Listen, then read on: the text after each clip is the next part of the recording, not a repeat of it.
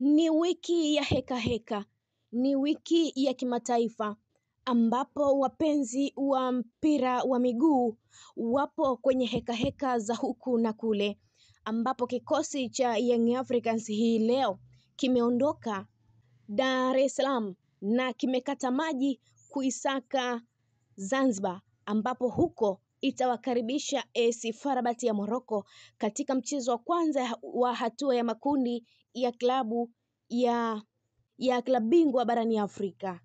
Kikosi cha Young Africans kimeondoka alfajiri ya leo Novemba 18, 2025 kuelekea visiwani Zanzibar kwa ajili ya mechi ya kwanza ya makundi ya kombe la klabu bingwa barani Afrika dhidi ya FAR Rabat. Mechi hiyo itachezwa Jumamosi ya Novemba 22, 2025 visiwani Zanzibar, pale katika uwanja wa New Amani Complex, ambapo Young Africans imechukua uwanja huo kama itatumia uwanja huo kama uwanja wao wa nyumbani, ambako waliachana na uwanja wa Benjamin Mkapa ambapo mara zote wamekuwa wakiutumia katika michezo ya Afrika, hasa michezo hii mikubwa.